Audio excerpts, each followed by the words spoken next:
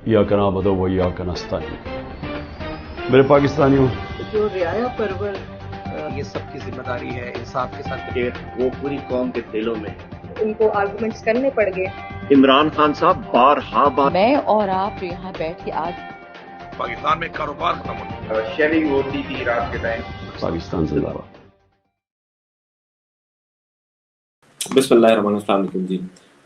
हम दोबारा से अपने YouTube का जो सिलसिला हमारा मुनक़ता हो गया था उसको दोबारा से आज से शुरू कर रहे हैं और कोशिश करेंगे कि दोबारा वही उसी तरह से आपके सामने जो है वो तमाम लोगों को लेकर आएँ जिन लोगों को आप लोग सुनना चाहते हैं। आज जिनको मैंने जो है अपने इस प्रोग्राम में हमने बुलाया है उनको मैं सुनना चाहता हूँ और मुझे यकीन है कि उनको आप भी बहुत ज़्यादा सुनना चाहते होंगे। और एक्चुअली एक नहीं 2 बहादुर ख़वातीन हैं मेरे साथ और जिन्होंने बड़ी जवामर्दी के साथ ख़वातीन ने बहुत जवामर्दी के साथ जो है इन तमाम का जो है वो मुकाबला किया है। आप दोनों को जानते हैं, लेकिन एक जो है वो बहुत ही स्पेशल गेस्ट हैं हमारी कि जो पहली बार इस तरह से स्क्रीन पर आ रही हैं और उनका मैं बहुत ज़्यादा शुक्रगुजार भी हूँ और मैं बल्कि सबके सामने उनका शुक्रिया भी अदा करूँगा कि उन्होंने अपना जो है वो सबसे पहले हमें ये वाला मौका दिया कि वो यहाँ पर आए और अपनी कहानी हम लोगों को सुनना चाहते हैं। उन्होंने जिस तरीके से जिस इस्तकामत से जो है ये तमाम चीज़ों का मुकाबला किया है, इसकी मिसाल जो है वो दुनिया में बहुत ज़्यादा कम मिलती है। हमारी ख़वातीन ने जिस तरीके से मुकाबला किया इस वस्तायत का और रियासी दहशतगर्दी का, विदाउट एनी फर्दर डिले मैं इनको स्ट्रीम में ऐड करता हूँ। मेरे साथ तैयबा राजा है। अस्सलाम वालेकुम तैयबा, आपको आवाज़ आ रही है? जी आ रही है। और मेरे साथ बैरिस्टर खदीजा सिद्दीकी है। अस्सलाम वालेकुम खदीजा, कैसी हैं आप? ठीक ठाक है? वालेकुम सलाम। बिल्कुल ओके। तैयबा, सबसे पहले तो मेरे ख्याल से उनकी तस्वीर में थोड़ा सा मसला है।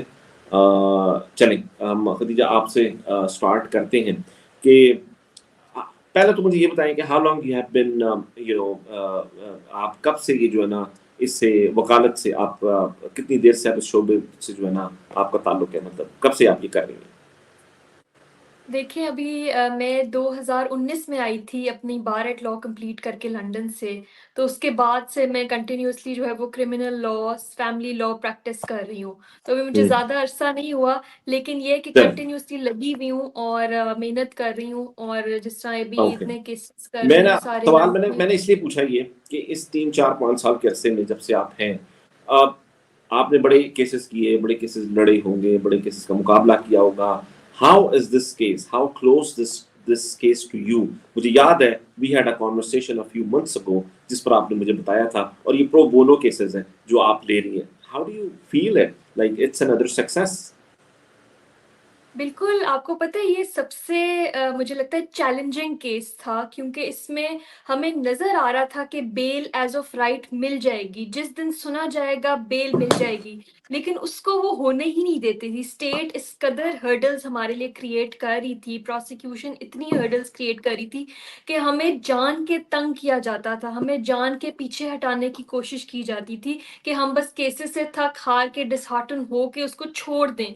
लेकिन despite all the obstacles, despite all the hurdles, हमने इसको एज ए चैलेंज लिया और सारे जितने भी हैं हर हेयरिंग पे जाना, चाहे उसके बाद डिसअपॉइंट होके वापस आना, लेकिन हमने किया, हर हेयरिंग पे है, अपनी आवाज़ हर हेयरिंग पे उठाई है, इस जुल्म और नाइंसाफ़ी के खिलाफ आवाज़ उठाई है कंटिन्यूअसली।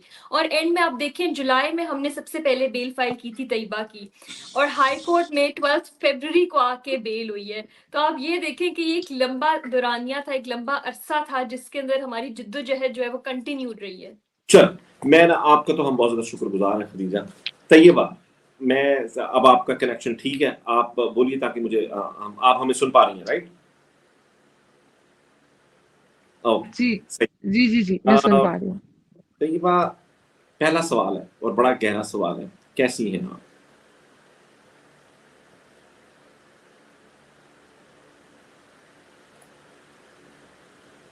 जी, मैं अल्हम्दुलिल्लाह बिल्कुल ठीक हूँ।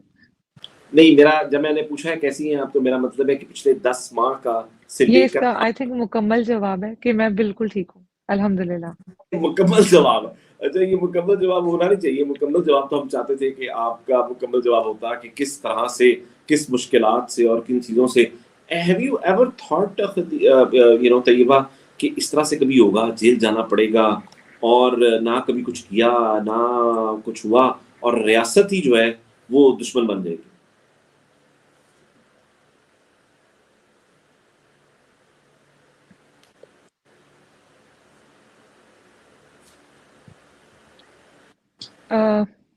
अली, मैंने वाकई कभी नहीं सोचा था कि ये सब कुछ होगा। आप लोगों ने मेरी इस सब से पहले की एक वीडियो देखी होगी जिसमें मैंने एक चीज बोली थी कि अगर मुझे पालने वाला मेरा राज़िक वो ऊपर है और मेरी हिफाजत करने वाला है तो मैं किसी से भी क्यों डरूं, मैं इनसे क्यों डरूं। और मैं आज भी उस बात पे कायम हूँ। ये जो हुआ ऑब्वियसली अनएक्सपेक्टेड था। अ, एक केस जिसके बारे में आपको बार बार सुनने को मिलता है कि आपकी मुद्दई रियासत है, तो बड़ी बैड फीलिंग होती है ये, कि आप मतलब ये हमारा मुल्क है, ये मेरा घर है, मैंने यहाँ से बाहर कहीं भी नहीं जाना। मेरी वो वही वाली बात है कि मेरी लंदन तो क्या पाकिस्तान में भी कोई जायदाद नहीं है।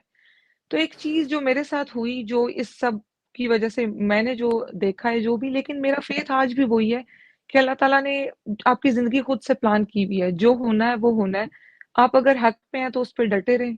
मुश्किलात तो आती हैं, हर इंसान की अपनी अपनी जिंदगी के मसाइल हैं, लेकिन मसाइल आते हैं और गुजर जाते हैं और अल्लाह ताला हिम्मत देने वाला, हौसला देने वाला है, चीजें बेहतर हो जाती हैं।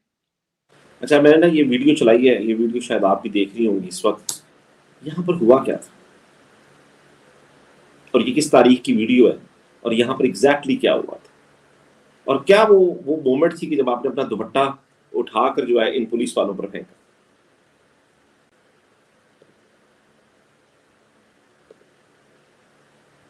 मेरे ख्याल से देयर इज अ लैग। जी मुझे आपकी आवाज नहीं आ रही। नहीं नहीं, सॉरी, अपना सवाल रिपीट कीजिएगा। मैंने कहा आपने ये वीडियो देखी जो मैंने अभी वीडियो चलाई है, जो आपकी अजीज भट्टी रोड के ऊपर जी जी, वीडियो थी, सवाल रिपीट कीजिएगा आपने प्लीज, अब आपकी आवाज दुपट्टा आती जो है वो फेंका, तो जी मैंने जी कहा व्हाट एग्जैक्टली जी हैपेंड जी ऑन दैट जी डे, हुआ क्या था उस दिन। जी। अ, हम लोग एक पीसफुल प्रोटेस्ट पे थे, एक पीसफुल प्रोटेस्ट की कॉल थी, मुझे बहुत सडन पता चला था कि हमने जाना है प्रोटेस्ट के लिए। मैं क्योंकि लाहौर से हूँ नहीं तो मुझे बिल्कुल आइडिया नहीं है कि कहाँ, कैसे, कौन सा रास्ता, लेकिन हमें एक पीसफुल प्रोटेस्ट की कॉल थी जिसपे हमने जाना था और मैंने ज्वाइन किया वहाँ पे। अपने बहुत सारे दोस्तों को जो मेरे साथ थे, बहुत सारे यूट्यूबर दोस्त, बहुत सारे जर्नलिस्ट। वहाँ पे शेलिंग के दौरान, मतलब जहाँ सिर्फ खवातीन थी, वहाँ पे शेलिंग बहुत ज्यादा हो रही थी। और हम लोग जिस जगह पे मौजूद थे एग्जैक्टली मुझे उस रोड का या उस जगह का नाम नहीं मालूम। वहाँ पे एक जत्था था पुलिस का जो कि सामने खड़े हुए, उनके बैक पे वाटर कैनन्स भी थे। वो लोग शेल्स भी फेंक रहे थे और फिर वो जो बदतमीजी थी जो वहां चल रही थी, वो बड़ी मतलब डिस्ग्रेसफुल थिंग थी कि मतलब आप अपने मुल्क में आप ऐसे, मतलब मुझे सीरियसली उस दिन ऐसे लगा था कि शायद मैं इंडिया पाकिस्तान के बॉर्डर पे कहीं मौजूद हूँ। जिस तरीके से मैं कहती हूँ कि वहाँ खवातीन को वो जिस तरीके से जलील कर रहे थे, या जो जो वहाँ चल रहा था, लड़कों को अलग मारा पीटा जा रहा था, एक अवाम का एक यलगार थी जो पीछे कहीं थी, लेकिन वो बस शेलिंग का मुकाबला कर रहे थे। कोई किसी को नमक प्रोवाइड कर रहा था, कोई किसी को पानी दे रहा था। तो ऐसी कोई चीज नहीं थी कि कहीं किसी ने किसी पे कोई हल्ला बोला हुआ था, ऐसा कुछ भी नहीं था। वहाँ जब उन्होंने बार बार शेल्स फेंकना शुरू किए तो मेरे साथ चंद एक खवातीन थी, हम लोग बिल्कुल कॉर्नर पे थे और मेरी राइट साइड पे दूर कहीं लड़के वगैरह मौजूद थे, जो बिल्कुल हम लोग काफी डिस्टेंस था, और मैं बिल्कुल करीब थी, पुलिस वगैरह के करीब थी। तो वो लिटरली वो गंदी गंदी गालियां दे रहा था और मुझे इतनी हैरानगी हुई कि मतलब मुझे ऐसा लग रहा था कि वो मैं कोई दुश्मन हूँ या वो कोई दुश्मन है। तो मैं हैरान थी और मैंने उसको आवाज लगा के कहा कि गालियां मत दें। मैंने उसको कहा कि गालियां मत दो, किससे बात कर रहे हो। तो उसने आगे से मुझे डायरेक्टली गाली दी। मैं इवन वो गाली देकर भी नहीं बता सकती कि उसने क्या गाली दी। और वो उसने मुझे इशारा किया कि उसने हाथ से इशारा करके मुझे अपनी तरफ बुलाया। वो इवन जो वीडियो है उस वीडियो में भी देखा जा सकता है कि उसने मुझे प्रोवोक किया प्रॉपर्ली, उसने मुझे गाली दी और मैंने अपना दुपट्टा फेंका और मैंने उसको कहा कि ये कर लो। उसने मुझे कहा क्या कह रही है। मैंने वो दुपट्टा उठाया और फिर मैं सीधी आगे गई, क्योंकि मैं बहुत मतलब इतना डिस्टेंस था कि उसकी चीखने की आवाज थी, लेकिन मैं दूर थी। मैंने दुपट्टा 2 बार फेंका था। अगर वो पूरी वीडियो किसी के पास हो तो, क्योंकि लोगों ने सिर्फ उसका एक क्लिप देखा है। मैंने दुपट्टा 2 बार फेंका था। मैंने दुपट्टा वापस उठाया, मैं आगे गई उसके बिल्कुल करीब और मैंने उसके मुँह के आगे फेंक के कहा कि ये कर लो, तुम्हें ये इसकी ज़रूरत है क्योंकि तुम में शर्म नहीं है, और मैंने एग्ज़ैक्टली उसको ये वर्ड्स बोले। Within seconds, I think second भी नहीं, 1 सेकंड भी शायद ज़्यादा है, उसने मुझे बालों से घसीटा और उसने मुझे आगे फेंक दिया पुलिस की तरफ। मेरा सर नीचे झुका दिया गया था, उसने मुझे गर्दन से और बालों से पकड़ा हुआ था, दोनों हाथों से। और मैं सुन सकती थी कि कोई पुलिस वाला ही ये बात कर रहा था कि छोड़ दो, कुड़ी है, छोड़ दो, बच्ची है। और मैं सुन पा रही थी उन लोगों को, मैंने अपनी आँखें बंद कर ली थी और मुझे काफ़ी सारे लोगों ने पकड़ा हुआ था। मतलब मेरे इर्द-गिर्द बहुत सारी पुलिस थी। आई डोंट नो वो 4 थे, 6 थे, लेकिन आगे एक पूरा जत्था था कि आई थिंक वो 35 टू 40 पर्सन्स थे या 45 पुलिस वाले थे। लेकिन वो जो 4, 5, 6 सेकंड्स थे जो उसने मुझे गर्दन से नीचे झुकाया हुआ था, उस दौरान मुझे 2-3 पुलिस वालों ने मारा भी। और जब वो एक साउंड थी कि लोगों के चीखने की, लड़कों के भागने की, तो उन्होंने मुझे फेंका। मैं लेफ्ट साइड से गिरी थी, मेरा दुपट्टा कहाँ था मुझे नहीं पता, मैं खुद कहाँ थी मुझे नहीं पता। पब्लिक ने मुझे आके उठाया था, पब्लिक में से कुछ 2-3 लड़के थे जिन्होंने मुझे उठाया, बाकी सब ने तो खैर वो पुलिस की तरफ चले गए थे। लेकिन वो जो 3, 4, 5 सेकंड्स थे, आई थिंक उन्होंने मेरी भी ज़िंदगी बदल दी और मेरा ख़्याल है पाकिस्तान की तारीख भी बदल दी। कि मैंने अपने मुल्क में कभी एक्सपेक्ट नहीं किया था कि आप मतलब हमेशा दुपट्टा वो, अगर आप कभी जंगों के बारे में भी सुनो, तो दुपट्टा किस लिए फेंका जाता है? ये अमन की निशानी है कि अब आप अमन चाहते हैं, आप इज़्ज़त फेंक रहे हैं किसी के पैरों में और उनको ये समझा रहे हैं। इट वाज़ अ मैसेज कि हम आपके दुश्मन नहीं हैं।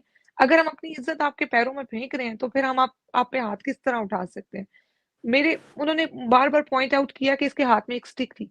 वो इतनी-सी एक स्टिक थी जो मुझे किसी लड़के ने शायद पकड़ाई थी कि शेल्स अगर आएँ तो फेंके, और मैं उससे शेल दूर फेंकती थी और उस स्टिक का इल्ज़ाम मुझ पे था कि इन्होंने डंडे पकड़े हुए थे, जबकि ऐसा बिल्कुल नहीं है, कोई डंडा वगैरह नहीं था।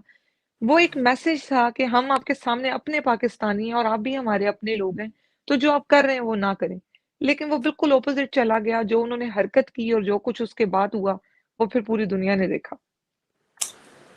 खदीजा, यू नो, क्या कोई सिक्योरिटी इदारा, कोई भी वो खा पुलिस हो, रेंजर्स हो, कोई भी इदारा हो, क्या ये अपने शहरियों के साथ ऐसा कर सकता है कि पुरअमन एहतजाज हो?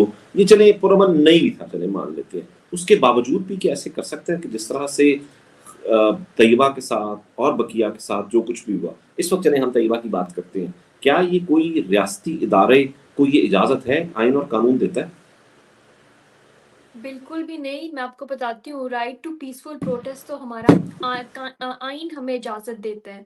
और अगर यूज़ ऑफ फोर्स होती भी है कि प्रोटेस्ट जो है वो पीसफुल नहीं रहा और प्रोटेस्ट को रोकने के लिए, लेट्स से वो वायलेंट हो गया प्रोटेस्ट, उसको रोकने के लिए भी एक्सेसिव फोर्स कभी नहीं यूज़ हो सकती।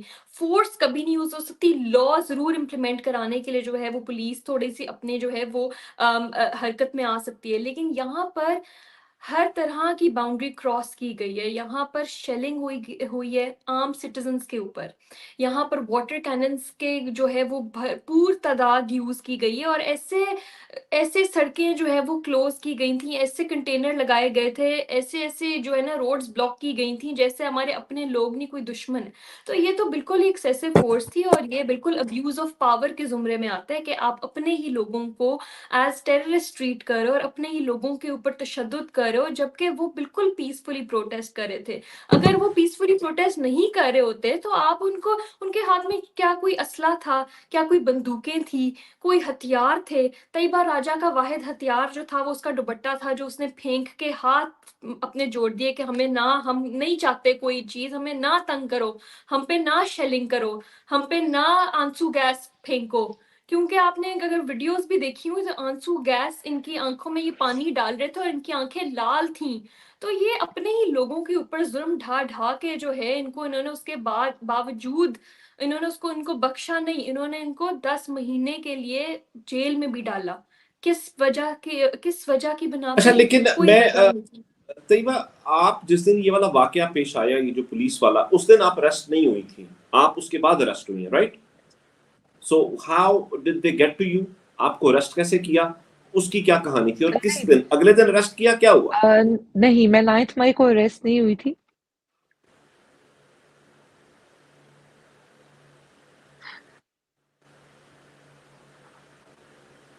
जहाँ तक रही बात कि हम लोग अरेस्ट हुए, हम लोग 9th को वापस घर गए।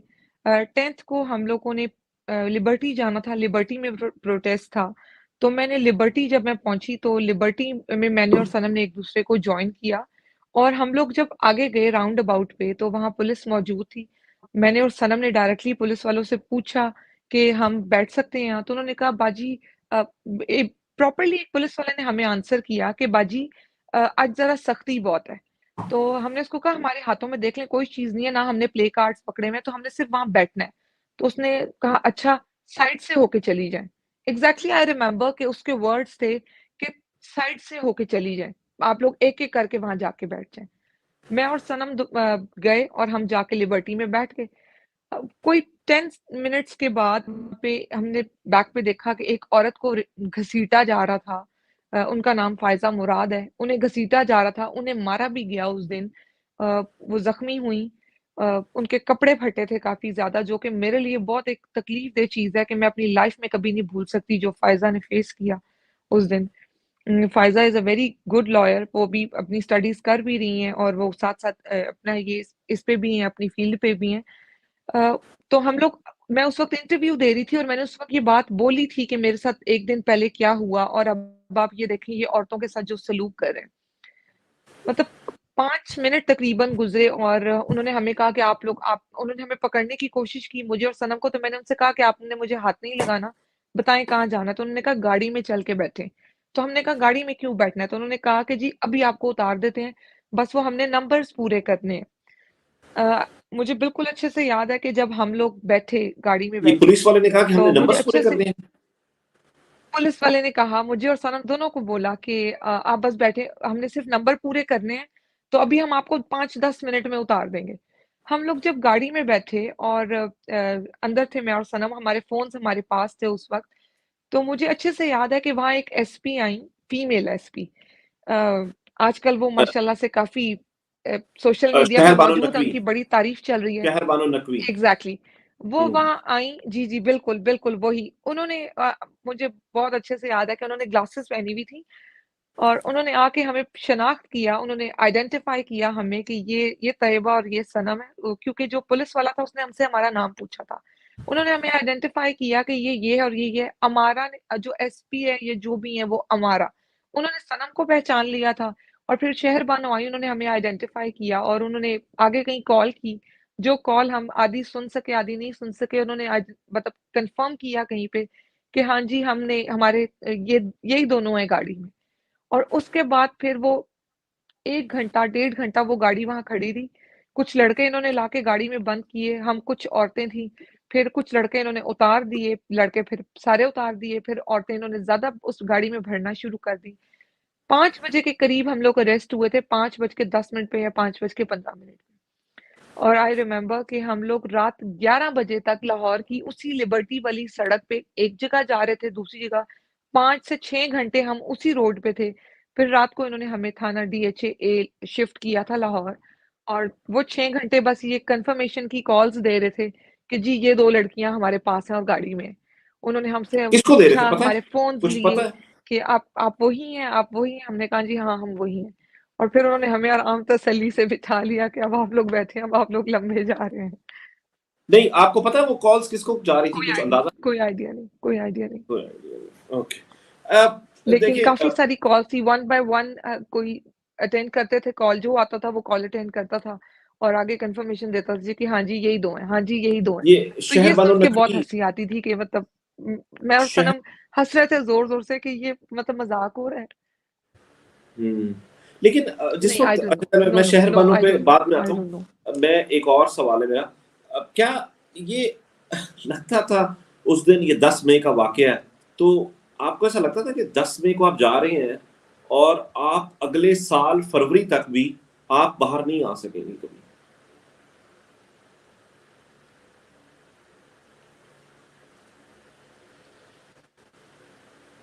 तैयबा, आपको मेरी आवाज आ रही है?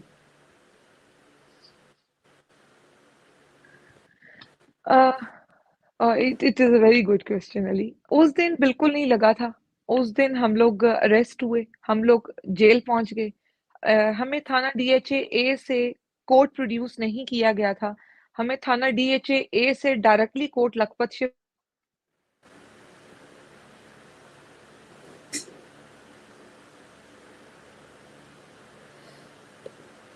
अच्छा, मेरे ख्याल से ना उनके ना कनेक्शन का मैं थोड़ा सा थोड़ी प्रॉब्लम है। सी हाँ मैं थोड़ी ठीक। सी इसका मैं आगे कंटिन्यू करती हूँ। तैयबा राजा को बेसिकली अरेस्ट जो है वो 10th ऑफ मई को किया गया था। 10th ऑफ मई को कहाँ से किया गया था? लिबर्टी राउंड अबाउट से। जब इन्होंने चैलेंज किया लाहौर हाई कोर्ट में एमपीओ ऑर्डर को, जिसके तहत 16 लड़कियों को उन्होंने अरेस्ट किया था, तो वो एमपीओ का ऑर्डर जो है हाई कोर्ट ने डायरेक्ट किया कि इसको विड्रॉ करें। तो डीसी डिप्टी कमिश्नर ने जब उसको विड्रॉ किया तो वो 13th ऑफ मई थी। 13th ऑफ मई को इन्होंने इनको रिलीज नहीं किया। कोर्ट लखपत की दहलीज से ही उनको रीअरेस्ट कर लिया और 4-5 दिन इनको इलीगल कस्टडी में रखा गया और उसके बाद इनको नॉमिनेट कर दिया 96/23 और सारी खवातीन को नॉमिनेट कर दिया। जो 96/23 सर्वर रोड। इन्होंने सर्वर रोड थाना, इन्होंने 96/23 में इन 16 खवातीन जिनका रिलीज ऑर्डर लाहौर हाईकोर्ट ने जारी किया था, एमपीओ का रिलीज के विड्रॉ होएगा और एमपीओ के ऑर्डर को इन्होंने इलीगल डिक्लेयर किया।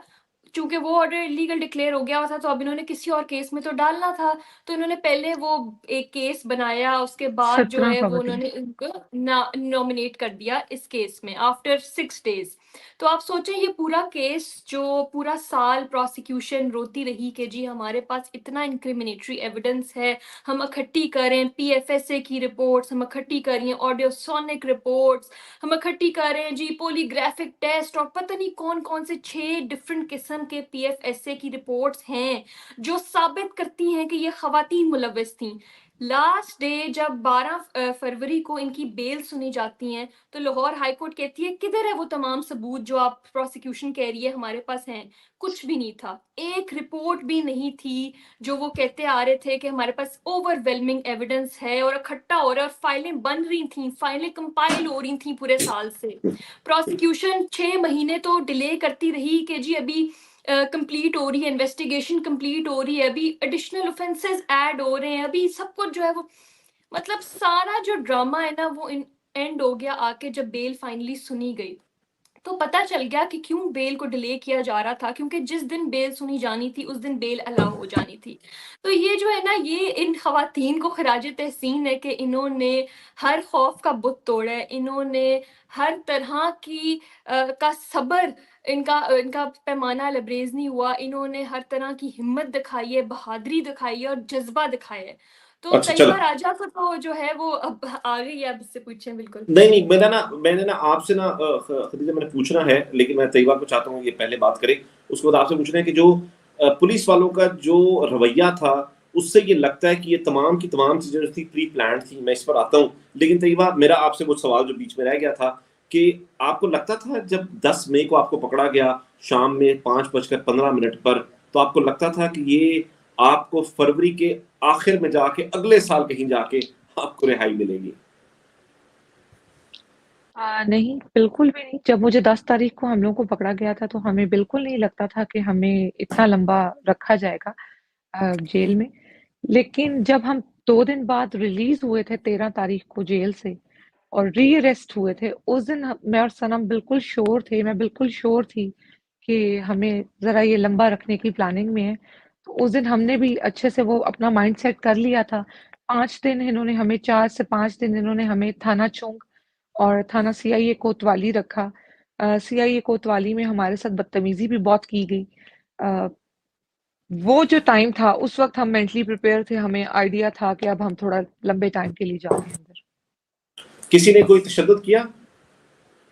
मारपीट physically you are asking? No, no, no, no, no, no. लेकिन ज़हनी मेंटल टॉर्चर ज़रूर दिया। मेंटल टॉर्चर काफ़ी ज़्यादा था। बदतमीज़ी काफ़ी की गई। सीआईए कोतवाली में कोई मुहर्रर साहब हैं, कोई बुज़ुर्ग से हैं, मुझे उनका नाम वग़ैरह नहीं पता। उनकी तरफ से काफ़ी बदतमीज़ी की गई। जिस तरीके से हमारी ख़वातीन को ये लोग मुझे लगता है देखते हैं, I think he is a typical patwari. तो उनकी जो ज़ुबान थी वो उनकी तरबियत बताती थी।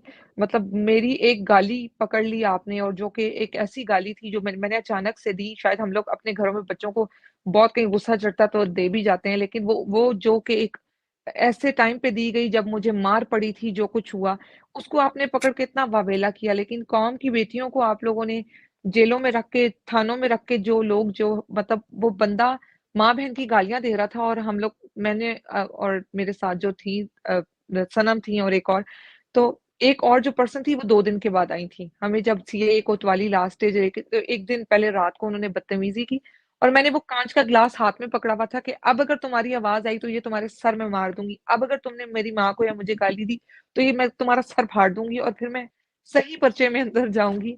तो इतनी बदतमीजी कि आपको लगता है कि आपको जवाब देना चाहिए। मतलब एज अ ह्यूमन आप कितना सुन सकते हैं कि सामने वाला बिना किसी वजह के आपकी तरबियत, आपके खानदान, आपकी माँ, आपकी बहन, आपके बाप को गालियां दे। तो आप मतलब ये इस तरह के सीन्स कहाँ होते हैं अपने मुल्क में। आप अपने लोगों को हमेशा इज्जत से देखते हैं। मुझे नहीं याद पड़ता कि मैंने कभी भी किसी इंसान को सिर्फ इसलिए गाली दी हो कि मुझे उस पर गुस्सा आया हुआ है, कभी भी। 9 मई एक और लेवल की चीज थी। जो कुछ हुआ हमारे साथ, जैसे मुझे मारा गया, तो जो उस वक्त और जो जो हुआ वो बिल्कुल एक मिसअंडरस्टैंडिंग थी। जिस तरह से वो बोला गया मेरी तरफ से, वो एक कंप्लीटली मिसअंडरस्टैंडिंग थी। लोग दे रहे थे गालियां, मैंने डायरेक्टली वो नाम पिक किया, मैंने गाली दे दी और मैंने काफी ज्यादा उस बारे में मैंने गुस्सा किया। गुस्सा ये था कि आप अपनी औरतों को क्यों मार रहे हैं। आप किसी भी इदारे से हैं, मैं आज भी कहती हूँ, मैं आज भी अपने मौकिफ पे कायम हूँ। उस दिन ये गलती से हुआ था, दोबारा नहीं होगा। मेरी वालदा ने मुझे हमेशा ये बात बोली, वो मुझे समझाती हैं कि गुस्सा जरूरत से ज्यादा ना किया करो। मैंने खान साहब से भी एक चीज सीखी कि गुस्से में इंसान को नहीं बोलना चाहिए। जब खान साहब के घर पे अटैक हुआ था तो खान साहब ने ये बात बोली थी, तो मैंने बहुत अच्छे से सुनी थी कि गुस्से में नहीं बोलना चाहिए। उस दिन गुस्से में बोलने की वजह से शायद उसको इतना हाइप क्रिएट की गई कि जी इन्होंने फलां को गाली दे दी, फलां को गाली दे दी। ऐसा बिल्कुल नहीं था। लेकिन अच्छा, मैं आज अगर भी अपने मौकिफ पे कायम हूँ। जी बात कंप्लीट कीजिए प्लीज। सॉरी जी, मैं आज भी अपने मौक़िफ़ पे कायम हूँ कि कोई भी इदारा जो है, वो अवाम के तहफ़्फ़ुज़ के लिए है, अवाम को तहफ़्फ़ुज़ फ़राहम करने के लिए है। आप तनख्वाहें लेते हैं, आप हमें नहीं मार सकते। अगर हमने आप पे हाथ नहीं उठाया, तो आप हम पे हाथ नहीं उठा सकते। चाहे आप पुलिस के महकमे से हैं, चाहे आप किसी एजेंसी के महकमे से हैं, चाहे आप फ़ौज के महकमे से हैं। हम आपकी इज़्ज़त करते हैं, क्योंकि आप भी हमारे अपने हैं, ये हमारा अपना मुल्क है। मैंने यहाँ से भाग के कहीं नहीं जाना। दुनिया में किसी जगह की मेरी कोई नेशनैलिटी नहीं है। मैं एक पाकिस्तानी हूँ, एक आम पाकिस्तानी, जिसके पास घर से निकलने के लिए खर्चे के पैसे भी उसको कमाने पड़ते हैं। तो आप मेरे साथ ये नहीं कर सकते। मैं आपकी इज़्ज़त करती हूँ, तो आपका फ़र्ज़ है आप मेरी इज़्ज़त करें, क्योंकि आप टैक्स लेते हैं हमसे। आप इज़्ज़त करेंगे तो इज़्ज़त मिलेगी, नहीं करेंगे तो नहीं मिलेगी। तो आपकी लंदन तो क्या पाकिस्तान में कोई प्रॉपर्टी है?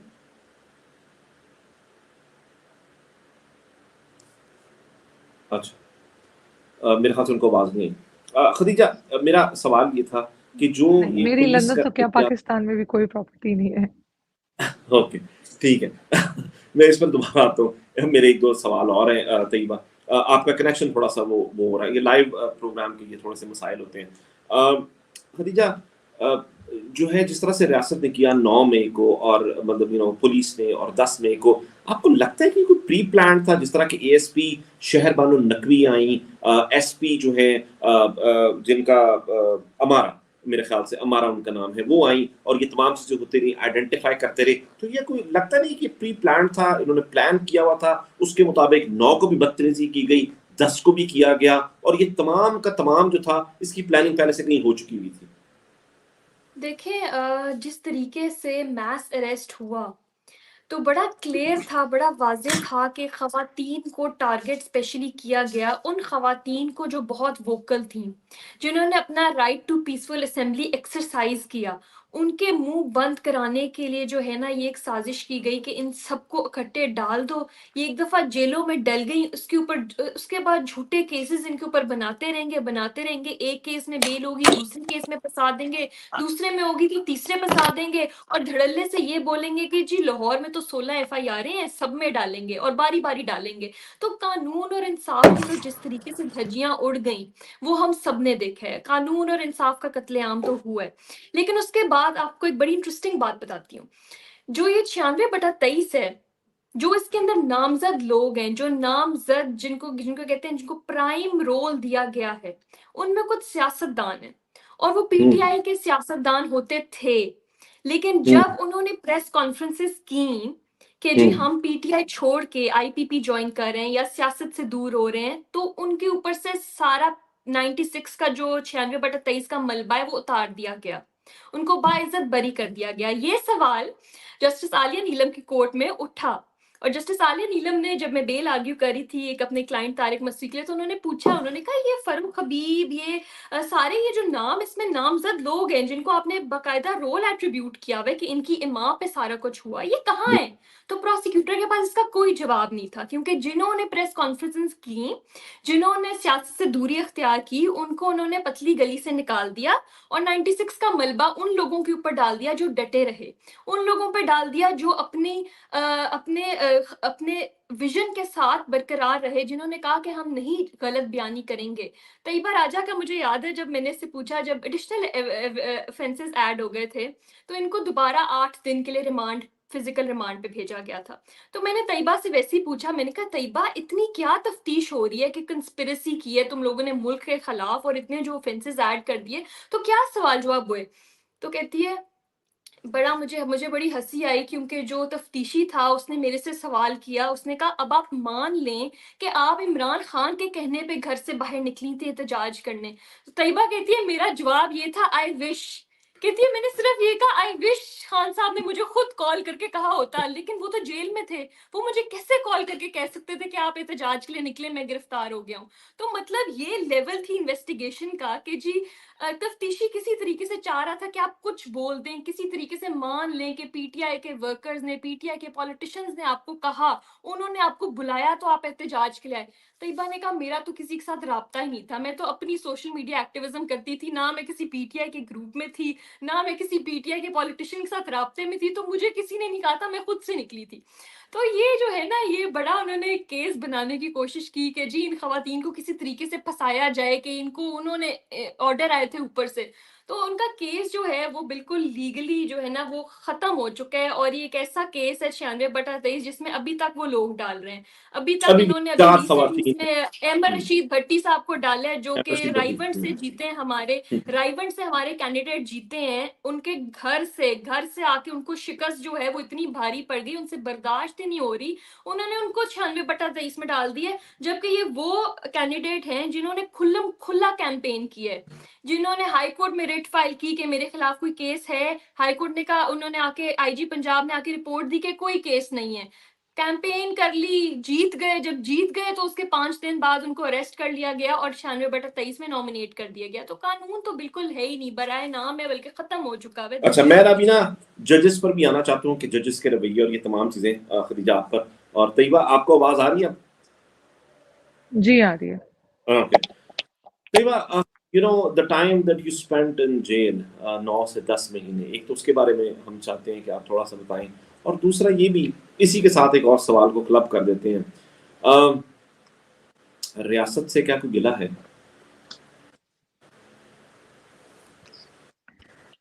पहला सवाल, जेल, अगर तो आपका सवाल ये है कि कैसी गुजरी और ये सारा, तो जेल जैसी ही होती है। आप जब जाहिर है अंदर मौजूद हैं, तो ये खौफ जो मैंने वहाँ बहुत ज़्यादा देखा कि जो कैदी वगैरह थे, जो वहाँ थी औरतें, खवातीन वगैरह, उनकी अगर कोई फैमिली में कोई डेथ हो जाती थी या कोई प्रॉब्लम होती थी, जो कि उनको कॉल्स पे पता चलती थी जब वो अपनी कॉल्स वगैरह करते थे वहाँ से, तो मैंने देखा कि वहाँ से किसी के निकलने का कोई रास्ता नहीं था। वो एक चीज़ सबके लिए बहुत पेनफुल थी। हर किसी को ये खौफ होता था कि हमारी फैमिली के साथ बैक पे कुछ ना हो जाए, या हमारे घर वालों के को कोई नुकसान ना पहुंच जाए, या खुदा न खास्ता कोई बीमारी या कोई भी, जैसे ऑब्वियसली जिंदगी और मौत का मालिक अल्लाह ताला की जात खुद है।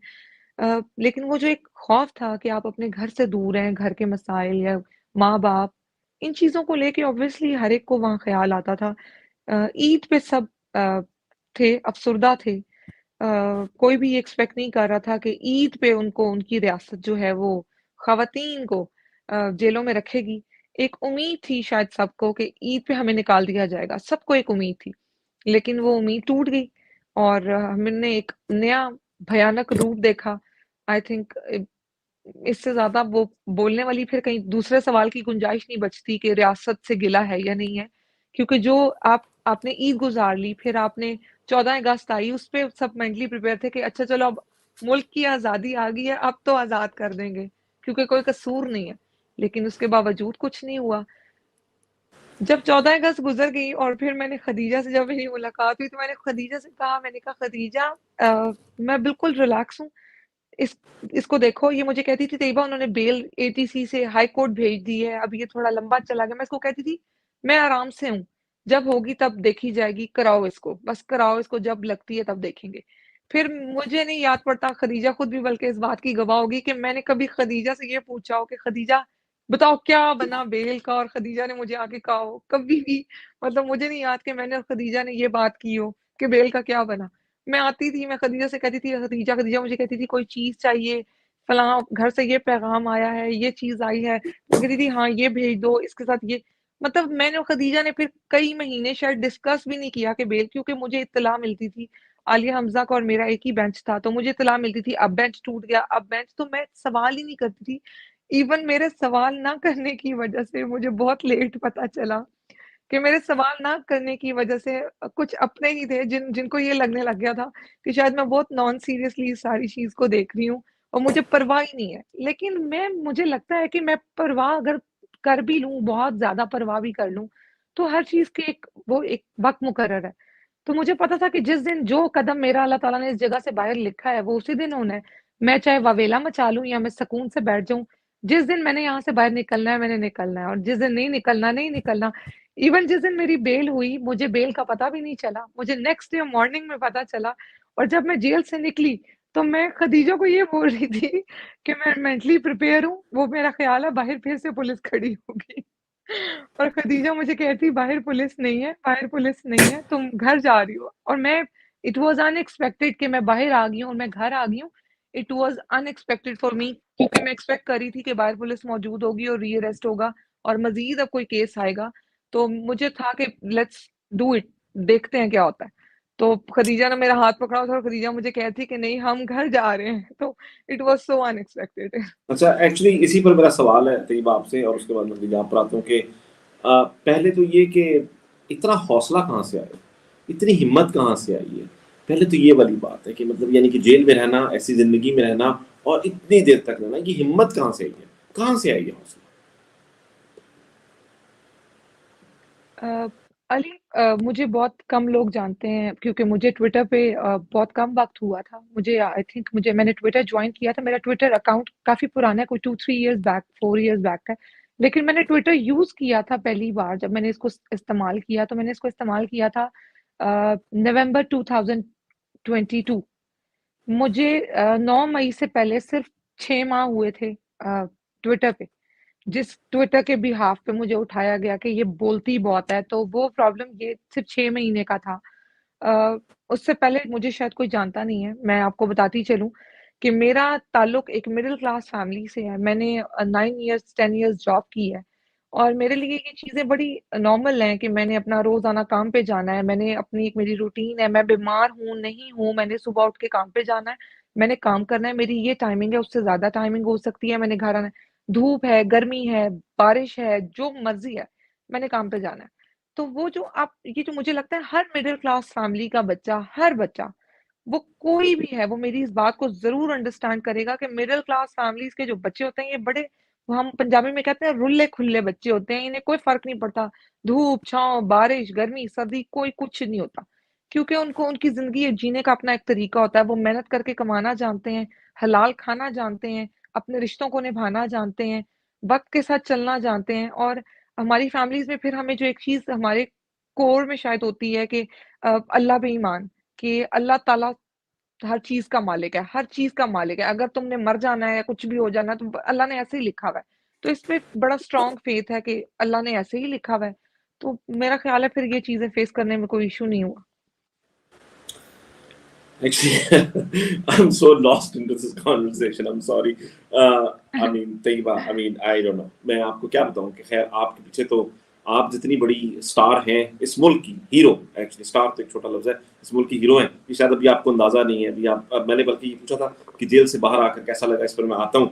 लेकिन Khadija, you know, you have been continuously in the court for them, either वो जो आपने जितने भी केसेस आपने लिए, आप अदालतों के चक्कर लगाते रहिए, पिछले 10 माह से मुसलसल लगाते रहिए, जजेस आपसे पूछते थे, जजेस ने बहुत से सवालात की, जिस तरह आपने अभी बताया कि जी जो असल जिनकी एमा पर ये तमाम चीजें हुई वो लोग कहाँ पर हैं, क्योंकि उन्होंने प्रेस कॉन्फ्रेंसें कर ली और ये हो गया वो हो गया। क्या आपके क्लाइंट्स को भी इस तरह की ऑफर्स आती थी कि जी ये इस तरह के बयान देते हैं तो हम इनको छोड़ देंगे? एक तो ये, और जजेस की यहाँ पर क्या रिस्पॉन्सिबिलिटी बनती है? जजेस की रिस्पॉन्सिबिलिटी बनती to put the foot on the floor और कहीं भाई ऐसी की तैसी मेरा फैसला है और मैं ये फैसला कर रहा हूँ या कर रही हूँ, अब आप जाएं और मतलब बस यही फैसला कानून के मुताबिक। क्यों ऐसा कोई जज नहीं हमें नजर आया पिछले 8-10 महीने में जिसने कोई ऐसा दबंग किस्म का फैसला दिया हो और उसने स्टैंड ले लिया हो? कोई एक भी जज नहीं। आपकी आवाज नहीं आ रही खदीजा, आपकी आवाज नहीं आ रही।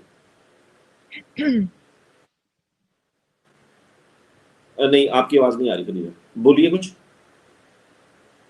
नहीं, आपकी नहीं आ रही, आपको मेरे ख्याल से रीजॉइन करना पड़ेगा शायद।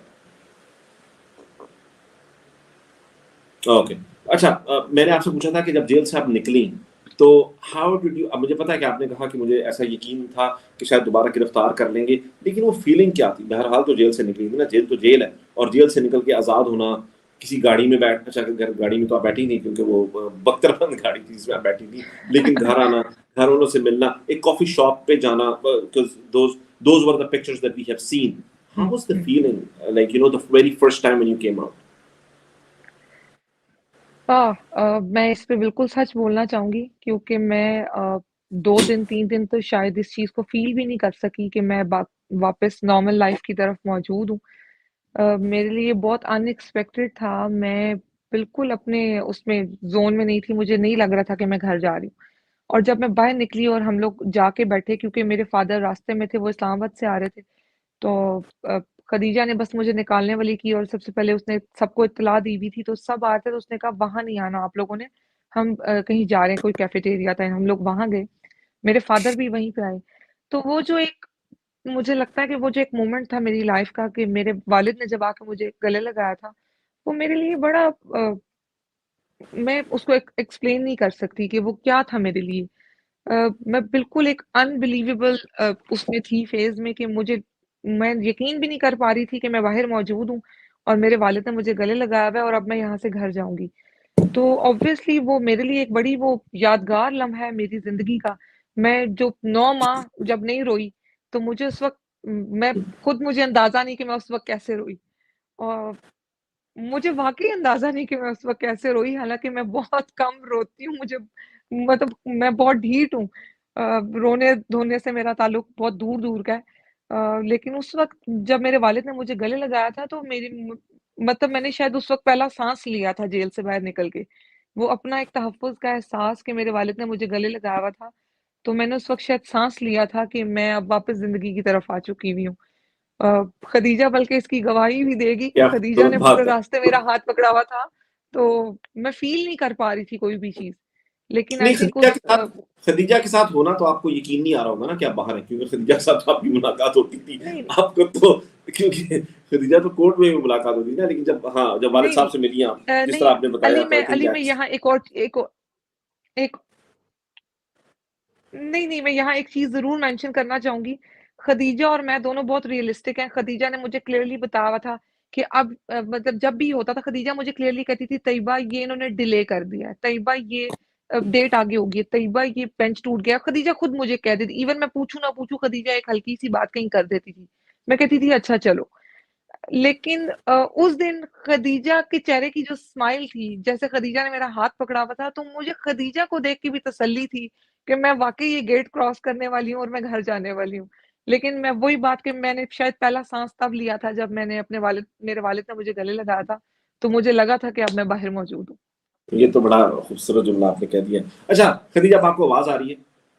आपको तो आ रही थी, मैं आपकी नहीं आ रही थी। अच्छा, मैंने आपसे पूछ रहा था, आपको सवाल तो मेरा आ गया होगा समझ के, जजों में कोई ऐसा क्यों नहीं निकला, ये जो बेंच टूटते रहे, ये तमाम चीजें होती, मतलब इस तरह से कानून का ऐसा भोंडा मजाक, मतलब यानी कि ये ठीक है, यहाँ पर हम कानून में बहुत कोई ऊपर हमारा मुल्क नहीं है, हम हमेशा से बहुत नीचे रहे हैं, लेकिन ये जो पिछले 1 साल में जो हुआ है 9 मई के बाद, जिस तरह से अदालतें टूथलेस हो गई हैं। इस तरह से अदालत कभी टूथलेस नहीं थी। क्यों कोई एक ऐसा भी जज नहीं आया, जज साहिबा या मोअज़्ज़ज़ जज जो है, जो कहे भाई ऐसी की तैसी मैंने ये फैसला दे दिया?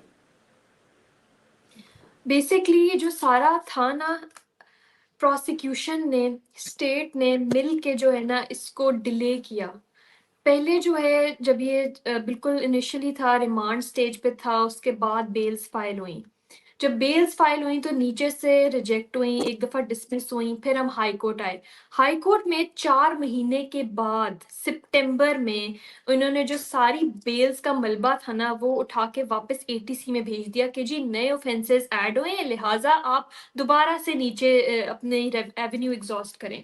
तो वो जो सारा था ना वो एक पता चल रहा था कि ये एक जो है ना टाइम बाइंग एक्टिविटी है कि किसी तरीके से इन लोगों को मजीद अंदर रखा जाए, इनको मजीद तंग किया जाए। तो ये बहुत ही जो है ना हम बड़े डिसहार्टन्ड हो जाते थे, बिकॉज देखें जहाँ पर एक्सेस टू जस्टिस की बात आती है, जहाँ पर एक इंसान की, एक सिटीजन ऑफ पाकिस्तान की फ्रीडम ऑफ मूवमेंट की बात आ जाती है, उसकी लिबर्टी की बात आ जाती है, तो पोस्ट अरेस्ट बेल जो है वो उसको as an urgent matter consider किया जाता है। अगस्त का पूरा महीने हर हफ्ते बेल फिक्स होती थी, हर हफ्ते हम कोर्ट जाते थे इसी उम्मीद के साथ कि आज सुना जाएगा, लेकिन हर हफ्ते एक न्यू बेंच होता था, बिकॉज अगस्त का महीना हाई कोर्ट में छुट्टियां होती है तो नया बेंच हर हफ्ते होता था। एक बेंच कहता था कि जी हम ये सारी बेल्स इकट्ठे सुनेंगे, फिर नेक्स्ट वीक दूसरा बेंच कहता था जी हम खवातीन की बेल्स अलग कर देते हैं, बाकियों की बेल्स अलग कर देते हैं, तो नेक्स्ट वीक रखते हैं इनको। जब वो उससे नेक्स्ट वीक आते थे तो जी वो कहते थे क्यों अलग कर दी, पिछले वाले बेंच ने क्यों अलग की इनको, अब हम ये सारी इकट्ठे सुनेंगे। तो फिर प्रोसिक्यूशन की वो एक रिक्वेस्ट आ जाती थी कि जी आज तो प्रोसिक्यूटर साहब, जो स्पेशल प्रोसिक्यूटर है वो तो अवेलेबल नहीं है, वो तो आउट ऑफ कंट्री है, लिहाजा एडजर्न कर दिया जाए। तो ये एडजर्नमेंट सीख करते करते उन्होंने ऐसा टाइम बाय किया और उनको बड़ी जेनरसली अकोमोडेट किया गया। मैं इसको बड़ा क्लियरली और प्लेनली कहती हूँ कि उनको जेनरस अकोमोडेशन की। लेकिन एंड में जब फाइनली जजेस ने भी ठान ली कि अब हमने आपको कोई मौका नहीं देना, क्योंकि जब जजेस ने एडमिनिस्टर करनी होती है justice, then they do it. उनको फिर फर्क नहीं करता कि प्रोसिक्यूटर आके कह रहे कि जी मेरे पास फाइल नहीं है, या आईओ कह रहे मेरे पास रिकॉर्ड नहीं है। वो इंश्योर करेंगे कि उस दिन रिकॉर्ड आए, वो इंश्योर करेंगे कि वो डिसाइड करें केसेस। तो उन्होंने फिर फाइनली जस्टिस आलिया नीलम और जस्टिस फारूक हैदर के बेंच ने डिसाइड किए हैं हमारी बेल्स, और बड़ी अच्छे तरीके से किए हैं। उन्होंने प्रोसिक्यूशन का पूरा केस जो है वो उठा के फेंक दिया है। मैं कहती हूँ कि उन्होंने शैटर कर दिया उनका पूरा क्लेम। उन्होंने बड़ा क्लियरली लिख दिया कि तैयबा राजा बिल्कुल कोर कमांडर हाउस के घर के अंदर नहीं गई, contrary to the prosecution claims. उसमें बड़ा क्लियरली लिखा है कि तैयबा राजा के खिलाफ कोई एविडेंस नहीं है। बड़ा क्लियरली लिखा है कि तैयबा राजा के ऊपर सिर्फ रोल क्या है, रेजिंग स्लोगन्स। तो आप खुद सोचें, एक खातून को 10 माह जेल काटनी पड़ी नहीं, है अब हमारे इसकी कोई खदीजा इसकी कोई जिम्मेदारी लेगा कि स्लोगन्स वो करने पर, आवाज उठाने पर 10 महीने के लिए जेल में रखा है? कोई जिम्मेदार है इसका, कोई जवाबदेह है इन तमाम चीजों का? असल में वो आवाज ही इतनी कड़वी लगती है ना, वो आवाज ही इतनी कड़वी लगती है कि सच क्यों बोला जा रहा है। ये अपने इन खवातीन को अपने हकूक के बारे में क्यों पता है, इन खवातीन को पॉलिटिकल व्यूज क्यों है इनके, क्यों ये पॉलिटिकल व्यूज के अपने पॉलिटिकल व्यूज को एक्सप्रेस कर रही हैं, क्यों ये पॉलिटिक्स में शामिल होना चाह रही हैं, क्यों ये राइट टू पीसफुल असेंबली अपना एग्जीक्यूट कर रही हैं। तो ये सारी चीजें जो है इनको चुप कराने की एक बड़ी जो है ना वो साजिश थी कि ये अगर इनके मोरल्स डाउन हो गए, इनको हमने तोड़ दिया, तो पीटीआई की जो काफी ज्यादा एक स्ट्रॉन्ग वो बेस है ना सपोर्टर्स की, वो सारे टूट जाएंगे। क्योंकि इन खवातीन में आलिया हमजा भी शामिल है, इनमें खवातीन में डॉक्टर यास्मीन राशिद भी हैं जो अभी तक जेल में हैं और वो एक कैंसर सर्वाइवर हैं। तो हमें इन खवातीन की जो जिद्दोजहद है इसको याद रखना चाहिए हमेशा, क्योंकि ये हमारी हीरोज हैं। इन लोगों ने ऐसी ऐसी कुर्बानियां दी हैं और इन लोगों के बारे में जितनी बात की जाए उतनी कम है। इन लोगों को सलाम पेश करना चाहिए हमें, इसमें तो कोई शक नहीं है। अच्छा, मैं ना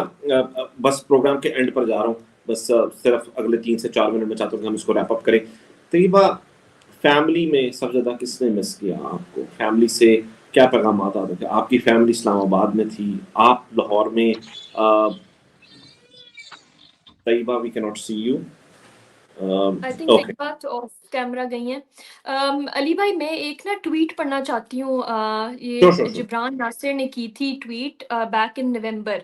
और वो ट्वीट जो है मैंने सेव कर ली क्योंकि उन्होंने बड़े प्यारे अल्फाज तहरीर किए थे इन खवातीन के लिए। मैं आपको पढ़ के सुनाती हूँ। ये कैद खानों में मुकीम हैं और कैद करने वाले आला ओहदों पर फाइज हैं। ये जब भी कैद से रिहा होंगी पूरे मुल्क में आज़ाद होंगी। वो जब ओहदों से हटेंगे तो बस अपने प्रोटोकॉल में कैद रहेंगे। ये जहां भी जाएंगी लोग मिसाल देंगे। वो जहां भी जाएंगे लोग सिर्फ सवाल उठाएंगे। ये सिर्फ अपने हौसले से जंग जीत चुकी हैं और उन्हें कैद करने वाले तमाम तर इख्तियार के बावजूद हार चुके हैं। तो ये लोग जो हैं वो हार चुके हैं। हमारी खवातीन अपने हौसले बुलंद रख के जीत चुकी हैं और फतह याब होके बाहर आई हैं। इसमें कोई दो राय नहीं है कि ये फतह याब होकर आई है। अभी जो है ना वो उनका कनेक्शन जो है ना वो दोबारा हो गया। ये लाइव प्रोग्राम के थोड़े से मसाइल होते हैं जिससे हम लोग गुजर रहे हैं इस वक्त, लेकिन उम्मीद है कि हमें वो फ़ौरन ज्वाइन करेंगी। मैं बस प्रोग्राम के आखिर में जा रहा हूँ और मैं एक मेरा सवाल था आपसे और वो ये था कि आपके क्लाइंट को कोई जो मुद्दई जो थी वो रियासत थी, तो रियासत की तरफ से कैसी ऑफर्स थी कि आप फलाना फला बयान दे दें तो आपको हम फ़ौरन छोड़ देंगे? इनको शुरू-शुरू में जब पकड़ा था तो इनको ये कहा गया था कि आप ये बयान दे दें कि आप पीटीआई के पॉलिटिशियंस कुछ नाम लेते थे कि आप डॉक्टर यास्मीन राशिद के कहने पे आई हैं, आप इस लीडर के कहने पे आई हैं, इन्होंने आपको कॉल की थी। तो इन्होंने कहा था हम झूठ नहीं बोलेंगे, हम अपनी मर्ज़ी से प्रोटेस्ट पे गए थे, लिहाज़ा हम ऐसी कोई स्टेटमेंट, ऐसा कोई एफिडेविट साइन नहीं करेंगे कि हम इन लोगों के, इन शख्सियत के कहने पर आए। तो शुरू में इनको ऑफर्स थी, लेकिन ऑब्वियसली जब ये डटे रहे जब तो उन्होंने इनको कहा भी ये पता नहीं चल मान रहे गया तो कि उन्होंने ये कहा बात बस नहीं ठीक है, आने फिर इनको वाली। रखे। बिल्कुल, हाँ, बिल्कुल। इन्होंने कहा कि फिर अब ठीक है। अच्छा तैयबा, घर में सबसे ज्यादा कौन था जो डेवस्टेटेड था, जो हार्ट ब्रोकन था?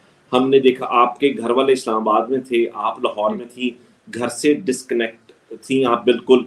और आपको घर में कौन था जो सबसे ज्यादा जिसकी आपको याद आती थी?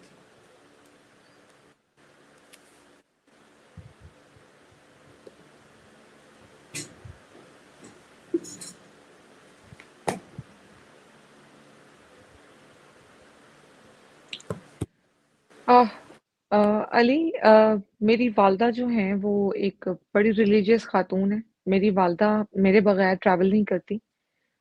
मेरी वालदा को मैंने मना किया हुआ था कि आपने जेल नहीं आना, क्योंकि मुझे लगता है कि वो मेरी माँ के लिए नहीं है वो जगह। वो एक मजहबी खातून है तो मैं कभी नहीं चाहती कि वो वहाँ है।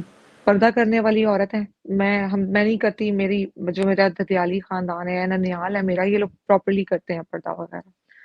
तो मेरे लिए ये चीज़ बड़ा वो थी क्योंकि मैं अपनी वालदा के बहुत करीब हूँ और मेरी वालदा नहीं आई वहाँ, मैंने उनको मना किया हुआ था।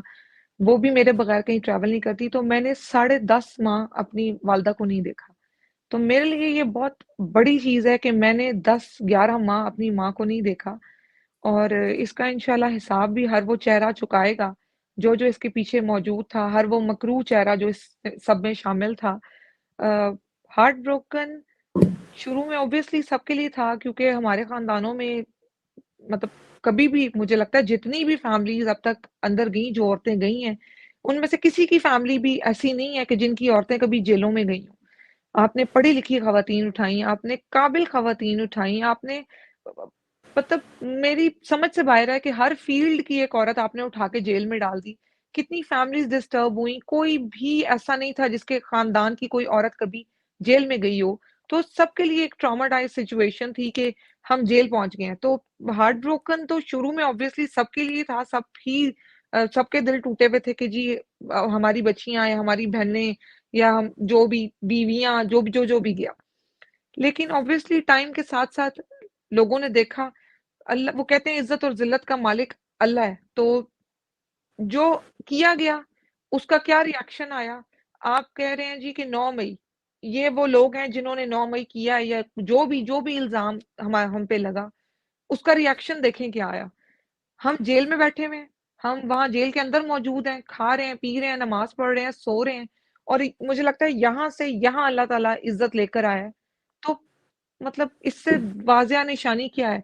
घर वाले शुरू में परेशान हुए, बिल्कुल हुए, लेकिन वही बात है, दुआएँ इतनी थीं, लोगों का प्यार इतना था, लोगों ने एप्रिशिएट इतना किया, इतनी एप्रिसिएशन थी कि ऑब्वियसली फैमिली वाले खुद खड़े हो गए थे कि ठीक है, मुझे कोई मिलने आता था, मतलब मेरी फैमिली, मेरी वालदा, वालिद, मेरे भाई, कोई भी सोशल मीडिया पे कोई भी मौजूद नहीं है, कोई भी। ना किसी को आइडिया था कि मैं सोशल मीडिया पे पीटीआई को इतना सपोर्ट करती हूँ। उनको ग्राउंड का तो आइडिया था। ग्राउंड पे मैं खान साहब की एक बहुत बड़ी सपोर्टर हूँ और मैं 2016 से खान साहब की बहुत कट्टर सपोर्टर हूँ। मैंने 2018 में खान साहब को 273, 275 वोट डलवाया था अपने हलके से। तो वो उस टाइम पे, अब जब आपका कोई सियासी फ्यूचर आपको पता है आप कहीं मौजूद नहीं है, आप आम शहरी हैं और आप इतना वोट एक बंदे को डलवा रहे हैं कि आपको उस शख्स से मोहब्बत है। मुझे खान साहब से बहुत अकीदत है। मुझे ऐसा लगता है कि जो नॉलेज उन्होंने इस कौम को दी है, चाहे वो मैं हूँ, चाहे वो मेरे बाद अब न्यू जनरेशन है जो, क्योंकि मैं तो मिड में आ चुकी हूँ, माशाल्लाह मैं 30 क्रॉस कर चुकी हूँ, तो मैं नौजवानी में तो नहीं आऊंगी, लेकिन जो नौजवान बच्चे भी मैंने देखे हैं, जिस तरीके से उनका इंटरेस्ट लेवल है पॉलिटिक्स में, मुझे नहीं याद पड़ता कि बचपन में कभी हमने ऐसी कोई चीज देखी थी या सुनी थी। हमें सिर्फ हमारे घर वाले बताया करते थे। मेरा पूरा ददियाल नून लीगी रहा है। बल्कि मैं यहाँ से एक मैसेज देना चाहूंगी जो बहुत जरूरी है। अता तारड़ साहब ने एक, साहब तो खैर लगाना ये गलती है, अता तारड़ ने एक प्रेस कॉन्फ्रेंस में सनम का और मेरा नाम लेके कहा था कि ये देखें इनकी तरबियत। मैं इस प्लेटफॉर्म से उनको एक जवाब देना चाहती हूँ। आपको अंदाजा नहीं है मेरी तरबियत का। मैं एक नून लीगी फैमिली से हूँ, तो नून लीगियों की तरबियतें बिल्कुल ऐसी होती हैं। मेरे दादा नून लीगी थे, मेरे ताया नून लीगी, मेरे चचा नून लीगी, मेरे वालिद नून लीगी थे, लेकिन उन्होंने भी आपकी पार्टी जो है वो मेरी वजह से छोड़ी है, क्योंकि उन्होंने देखा कि आप लोगों ने किया क्या, हमारी औरतों के साथ करवाया क्या है। तो नून लीगियों की जो तरबियतें होती है ना, अगर आप उस पे आएंगे ना, आपको पता चलेगा कि सामने आप वाली तरबियत है। वो तो अल्लाह का शुक्र है कि अल्लाह ने मुझे एक बेहतरीन लीडर दिया है, जिसने मुझे बताया कि आपने तमीज के दायरे में कैसे रहना है, सियासत पे बात करनी है तो कैसे करनी है। नून लीग की तरह हम जातियात पे अटैक नहीं करते, लेकिन ये आपकी उस बात का जवाब है कि जो आपने कहा था कि इन औरतों की तरबियतें, तो इन औरतों की तरबियतें एक्चुअली ना पीपल्स पार्टी और नून लीग वाले खानदानों में हुई हैं। तो अगर आपको कहीं कोई छलक नजर आ जाए तो घबराए ना, वो आप लोगों जैसी ही है। लेकिन अब इंशाल्लाह हम कंट्रोल करेंगे। हमने अपने लीडर से बहुत कुछ सीखा। लीडर से तो बहुत कुछ सीखा है, और ये हिम्मत और जो है ना इस्तकामत भी मुझे लगता है आपने लीडर से सीखी है। और मेरा आखिरी आपसे सवाल है, और बस मैं आखिर सवाल करता हूँ, we close the programme, already तकरीबन 1 घंटे के करीब पहुंचने वाले हैं। और वो ये है, आपको जब ऑफर की गई थी तैयबा, खदीजा ने भी बताया कि आपको ऑफर की गई शुरू में कि जी आप ये बयान दे दें, यास्मीन राशिद के खिलाफ बयान दे दें, इसके खिलाफ देती बयान, छुट जाती हैं, घर आ जाती हैं, आराम से जिंदगी गुजारती हैं। क्या जरूरत थी इतने 8, 9, 10 महीने जेल में रहने की? छोड़ दी आप तमाम चीजें। I mean, is it all worth it?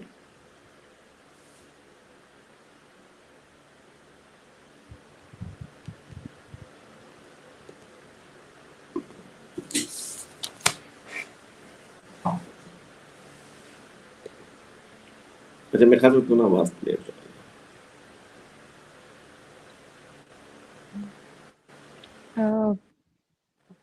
ये सिर्फ एक बयान की बात नहीं थी कि बयान दे देते और निकल आते। मेरी आवाज आ रही है? आ रही है। जी जी, मेरी आवाज आ रही है? आ रही है बात। हाँ जी, अब आ रही है मेरी आवाज? Yes yes yes yes. जी, अब आ रही है मेरी आवाज? आ रही है। अच्छा, आपने सवाल जो किया,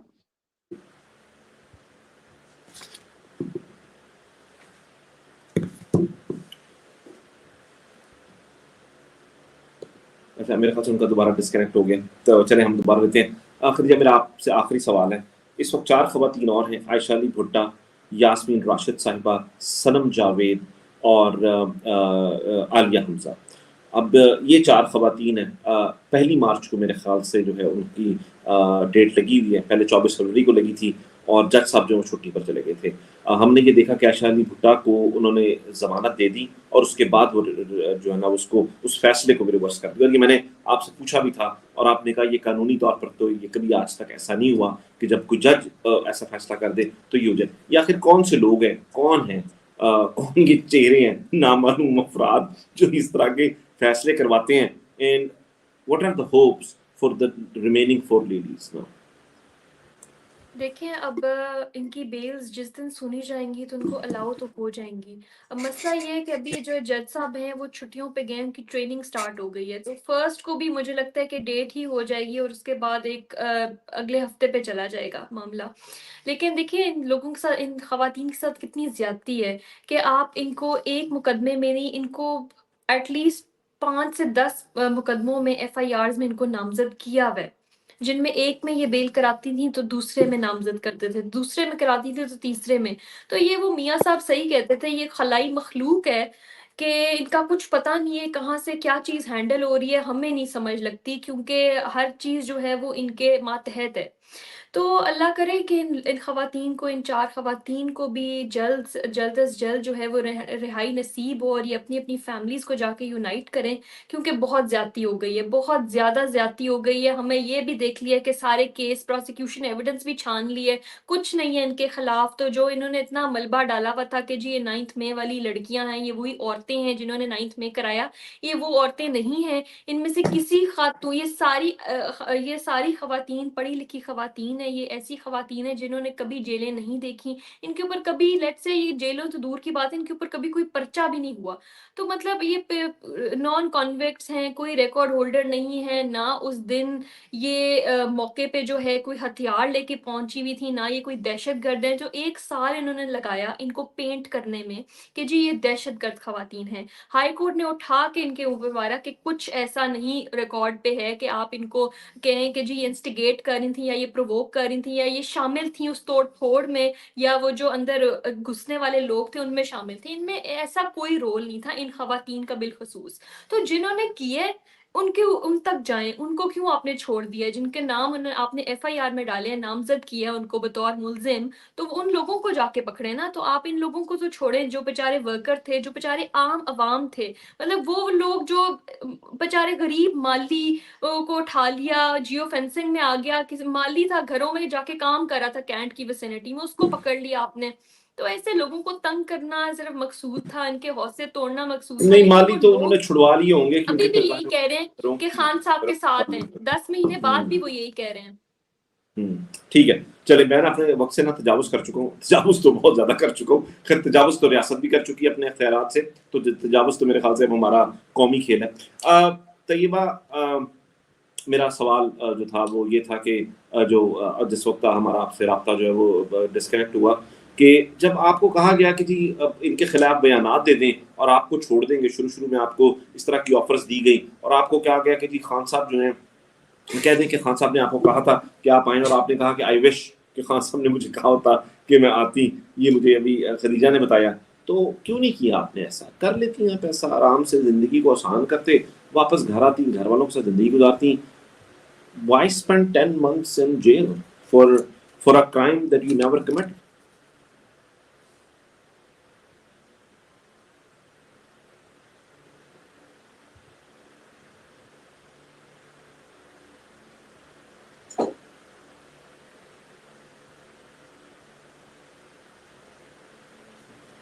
ओके, मुझे लगता है वो दोबारा डिस्कनेक्ट हो रही है। चलिए बहरहाल ठीक है, अगर अभी another minute तक if she cannot come then we'll have to close the program here। Khadija, मैं आपका बहुत ज़्यादा मशकूर हूँ और सब तमाम लोगों की तरफ से आपका बहुत ज़्यादा मशकूर हूँ। बहुत से लोग हैं जो इस मुश्किल वक्त में जो है सर पे सब किए हैं, जिन्होंने बड़ी हौसला और बड़ी बहादुरी दिखाई है। आपकी खैर बहादुरी की मिसालें हमारे पास पहले भी मौजूद हैं इन तमाम चीज़ों से, लेकिन आपने जिस तरह पिछले 10 माह से इन लोगों का दिफा किया है, इन लोगों के साथ आप खड़ी हुई हैं, इन लोगों के साथ आपने जिस तरह से वो क्या कहते हैं कि तमाम कानूनी जंग जो है इन तमाम गैर कानूनी केसेस की लड़ी है, अल्लाह ताला आपको इसकी जज़ाए खैर दे। हम आपकी बहुत ज़्यादा मशकूर हैं, ये कौम आपकी बहुत ज़्यादा मशकूर है। आप भी इन तमाम ख़वातीन की तरह आप जो हैं, एक्चुअली जो ख़वातीन हैं वो ज़्यादा बड़ी हीरोज़ हैं हमारे मर्दों से, तो आपका बहुत बहुत शुक्रिया। मैं तैयबा आ गई हैं, तैयबा से मैं पूछता हूँ, जी तैयबा आपको आवाज़ आ रही है मेरी? आप मुझे सुन पा रही हैं?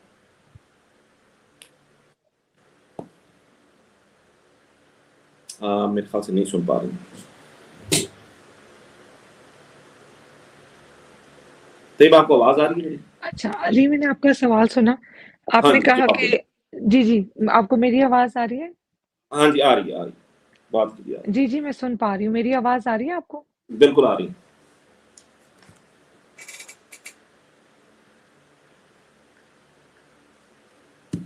जी मुझे आ रही है, आपको आ रही है मेरी आवाज? बिल्कुल आ रही है, बिल्कुल आ रही है, बात कीजिए।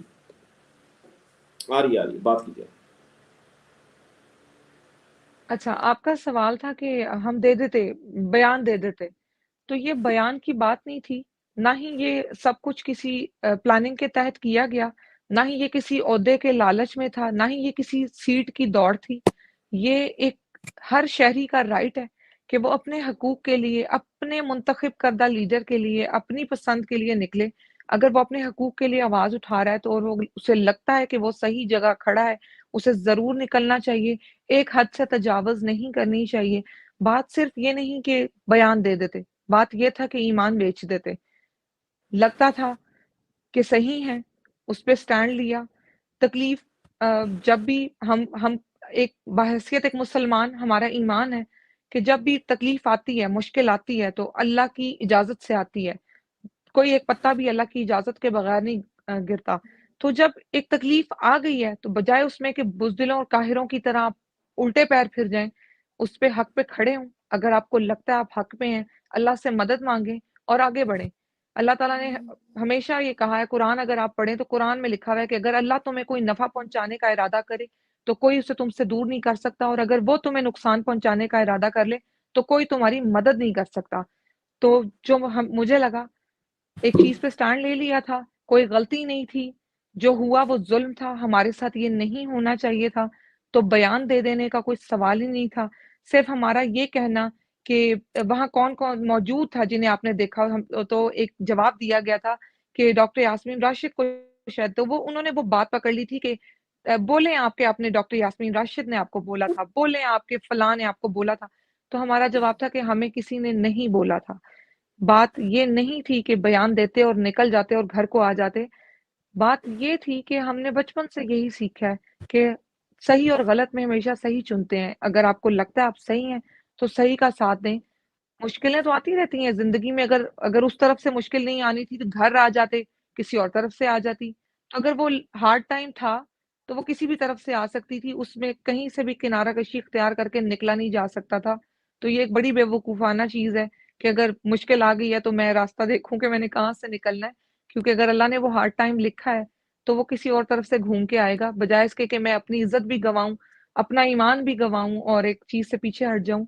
तो अल्लाह का शुक्र है कि अल्लाह ताला ने ऐसा नहीं किया, नीचे नहीं गिरने दिया। इज़्ज़त, बड़ी इज़्ज़त मिली है। मैं विदाउट मास्क निकल नहीं सकती। मुझे जिस तरीके से लोग मिल रहे हैं मेरे लिए, मतलब मुझे वाक़ई लगता है कि मैं लोगों की मोहब्बतें देख-देख के मुझे कुछ हो रहा है। मैं कहीं जा रही हूँ, कहीं निकल रही हूँ तो मुझे आके औरतें पकड़ लेती हैं, मुझे आके लड़के, आप हमारी फ़ेवरेट हैं, बाजी, आपी, बेटी, बेटे। ये it is another level for me कि मैं कहीं और मौजूद हूँ। मैं अल्लाह का जितना शुक्र अदा करूँ कम है कि उसने हमें नीचे नहीं गिरने दिया, कमज़ोर नहीं होने दिया, हम बुज़दिल नहीं निकले, हम कायर नहीं निकले, हमने स्टैंड लिया। अल्लाह ताला सबके लिए आसानियाँ करे, अल्लाह ने हमें बहुत इज़्ज़त अता की है। आपका बहुत-बहुत शुक्रिया तैयबा। आपने जो हमारे लिए किया, आप जिस तरह से एक जो है वो हिम्मत का इस्तारा बनकर आप उभरी हैं, आपका बहुत-बहुत शुक्रिया। आपके वालिदैन का बहुत-बहुत शुक्रिया, आपके तमाम घरवालों का बहुत-बहुत शुक्रिया। ये कौम जो है, जब भी इस मुल्क की तारीख लिखी जाएगी, तो आपका नाम जो है हमेशा से याद रखा जाएगा।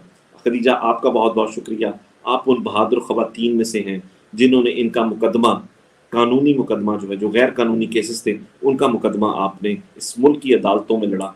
इस मुल्क की ऐसी अदालतों में आपने इनका मुकदमा लड़ा कि जहाँ पर अहकामात कहीं और से आ रहे थे, जहाँ पर अहकामात जो थे वो कानून और आइन के तहत नहीं थे, उनको जो इंस्ट्रक्शंस थी वो कहीं और से आ रही थी। आपका शुक्रिया कि आपने इस मुश्किल तरीन दौर में, मुश्किल तरीन वक्त में, पीटीआई का रुकन ना होने के बावजूद एक इंसानियत के नाते आपने जो कुछ किया, ये हम तमाम लोग आपके मकरूज़ हैं, आप दोनों ख़वातीन के। और इमरान खान का बड़ा एक वो बात है कि अल्लाह ताला ने जो है ना एक ऐसी तहरीक ये कर दी है शुरू, और एक हकीकी आज़ादी की जो तहरीक है और उसमें जो ख़वातीन का किरदार आ चुका है, मैं हमेशा कहता हूँ कि जब ख़वातीन इतने ज़्यादा फ्रंट लेवल पर आ जाएँ तो आप उस तहरीक को किसी भी सूरत में कुचल नहीं सकते। तैयबा राजा के साथ जो हुआ अजीज़ भट्टी रोड के ऊपर, वो शायद वो जानती भी नहीं है कि उस सड़क का नाम क्या था, क्योंकि उन्होंने कहा कि मैं लाहौर से नहीं हूँ, मुझे नहीं पता। अजीज़ भट्टी रोड के ऊपर जो हुआ, अजीज़ भट्टी ने इसी लाहौर को बचाने के लिए इसी लाहौर की हिफाजत के लिए अपनी जान दे दी और दुश्मन के गोले खाए और दुश्मन का मुकाबला किया, दुश्मन के दांत खट्टे किए, एक बाकायदा तौर पर महाज लड़ा।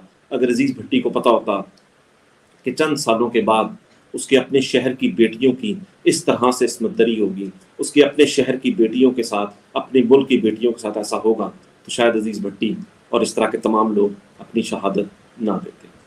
उन शहीदों का ख्याल करें, उन लोगों का ख्याल करें जिन लोगों ने इस मुल्क को अब तक बचा कर रखा हुआ है। ये वो लोग हैं जिस मुल्क का मुस्तकबिल है, ये वो लोग हैं जिस मुल्क के मामार हैं।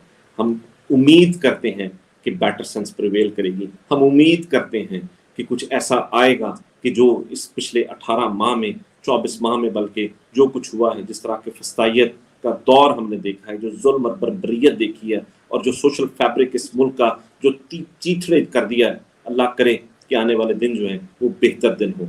लेकिन अब देखते हैं कि ये जिंदगियां, ये चीज़ें ये कहाँ तक जाती हैं। एक ख़वातीन है हमारे पास, तैयबा राजा, खदीजा सिद्दीकी, आयशा अली भुट्टा, यास्मीन राशिद, आलिया हमजा, सनम जावेद, खदीजा शाह और एक लंबी लिस्ट है। फहमीदा और ये तमाम लोग जितने भी थे यहाँ पर थे। और एक वो ख़वातीन है कि जो मुल्क के चोरी करदा वोटों से जो है इस बड़े बड़े ओहदों पर विराजमान है। अल्लाह ताला इस मुल्क को और इस मुल्क के ताकतवर लोगों को थोड़ी सी अकल सलीम दें। आप तमामों का शुक्रिया। पाकिस्तान जिंदाबाद।